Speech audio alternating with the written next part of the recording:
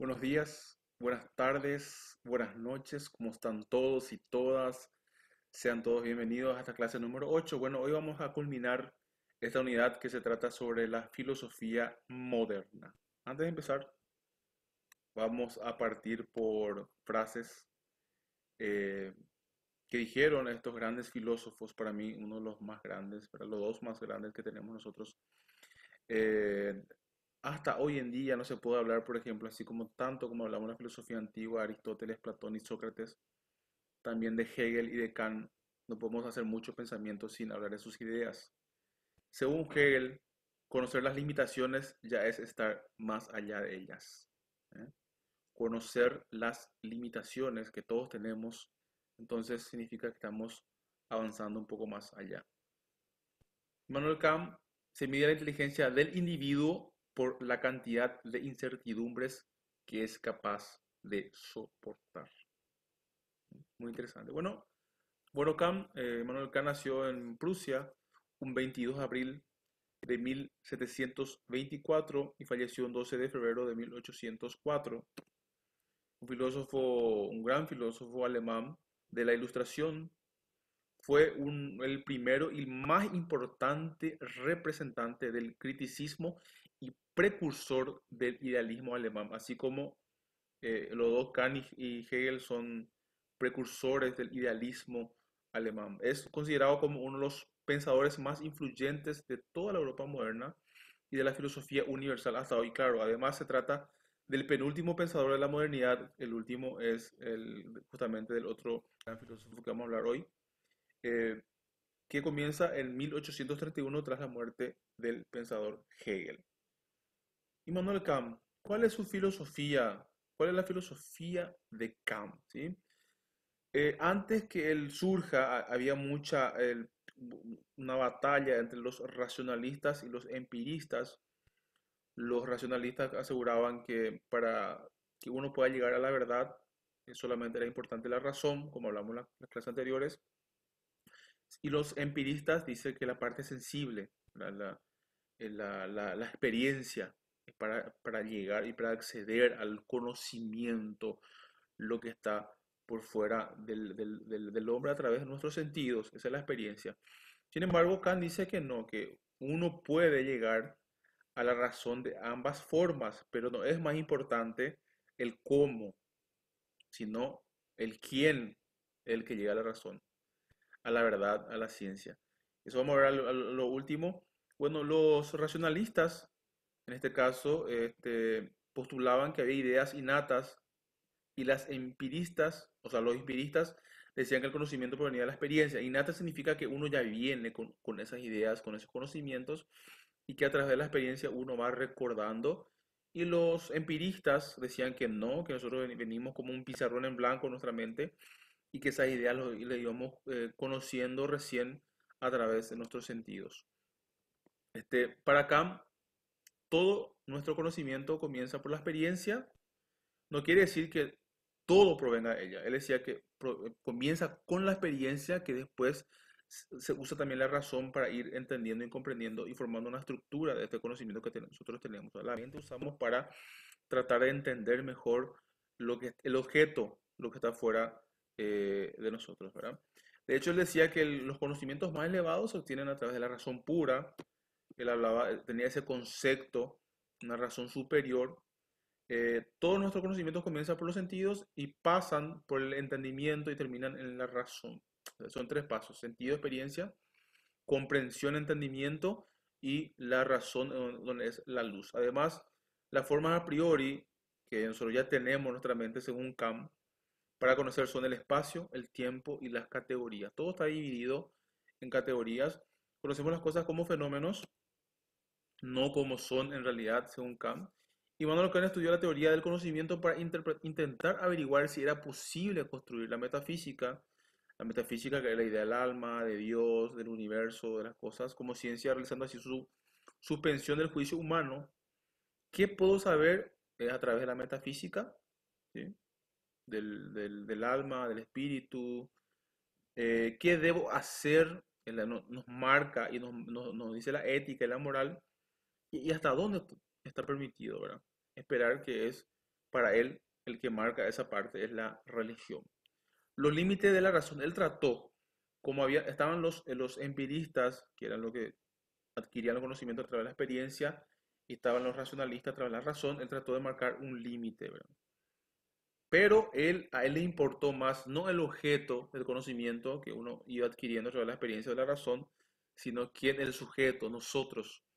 Para él ya el individuo era más importante de la forma de adquirir el conocimiento de lo que estaba afuera. Para él era tanto la razón como la experiencia eran menos importantes que el sujeto conocente, el que conocía el objeto que estaba afuera, las cosas que estaban afuera, el conocimiento universal en general. Ahí lo llamaban la revolución copernicana a la conclusión de su idea. Dividimos la idea en dos partes, ¿verdad? Tanto el objeto, que es la estructura, y el sujeto, el que conoce, o sea, nosotros somos los sujetos, y todo nuestro conocimiento humano es el objeto, ¿sí? Y para él se adquiría el conocimiento de la realidad a través de una estructura formada por el sujeto que somos nosotros. Lo más importante no es lo que se conoce, sino quién lo conoce. Esa fue la gran diferencia de este gran filósofo con los filósofos que le antecedieron. Sin embargo, Hegel, que fue el último, el gran último filósofo de la modernidad, de la edad moderna, nació en Stuttgart el 27 de agosto de 1770 y murió en Berlín el 14 de noviembre de 1831. Fue un filósofo del idealismo alemán también, el último de la modernidad y uno de los más importantes de su época, claro, hasta ahora es un gran filósofo. Diferencia, nosotros hablamos de Kant, que para Kant lo más importante era el sujeto, que conocía el objeto a través de la experiencia y la razón. Hegel hablaba de la naturaleza y el espíritu como formas de conocer el mundo, de conocer la historia, el pensamiento. A diferencia de su antecesor, es Hegel, para él no era tan importante el individuo, sino la humanidad en general. Él fue uno de los primeros filósofos que ya habló del espíritu humano de forma general y no solamente de forma individual como los otros filósofos. ¿Cuál fue su planteamiento? La filosofía de Hegel recibe el nombre de idealismo absoluto y se caracteriza por ser una reflexión sobre la realidad. Escúchame, en realidad, él pone mucho hincapié, su filosofía es muy compleja, pero él se basa mucho en la palabra realidad, ¿verdad? A lo que da el nombre de absoluto, todo entendida como ideal, naturaleza, espíritu, que se desarrolla en el tiempo, en el proceso domina dialéctico. ¿Por qué habla del tiempo y habla de realidad? Porque él analizó profundamente, para él era lo mismo tanto la filosofía como la historia de la filosofía. ¿Por qué? Porque a través de la historia se podría conocer la realidad del hombre. Y su método, ¿cuál fue? El método dialéctico, que constituye el método científico de conocimiento del mundo, proporciona al hombre la posibilidad de comprender los más diversos fenómenos, claro, a través de la historia. De ahí vienen grandes inspiraciones como el materialismo histórico.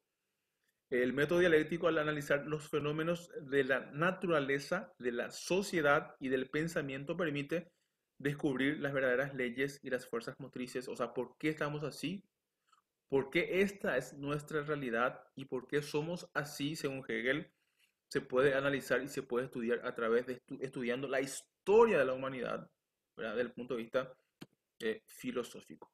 Bueno, para él era muy importante el pensar, era esencial el pensar. Ahí estaba la sustancia, el pensamiento. El hombre es el que piensa activamente y constantemente, pero el hombre necesita una herramienta. ¿Y cuál es esa herramienta? La dialéctica. ¿Y qué es la dialéctica? Cuando hablamos de dialéctica, tenemos que decir que la palabra correcta para describir la dialéctica es la contradicción. El hombre, la historia del hombre, la historia de la humanidad es una constante contradicción. Acá hablamos de tesis y antítesis.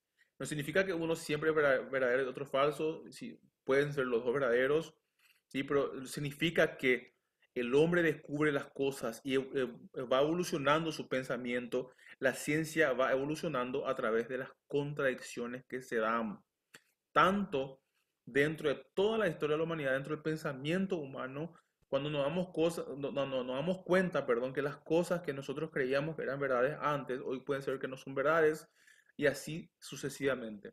Y en esa contradicción, en ese análisis permanente que nosotros hacemos entre las cosas, entre las que fueron verdades, lo que no son verdades, entre las ideas que tuvimos, que no tuvimos, podemos hacer un análisis de la realidad del momento real y que si funciona o no funciona, si es cierto o no es cierto en este momento. Bueno, ese es el análisis de estos dos grandes pensadores.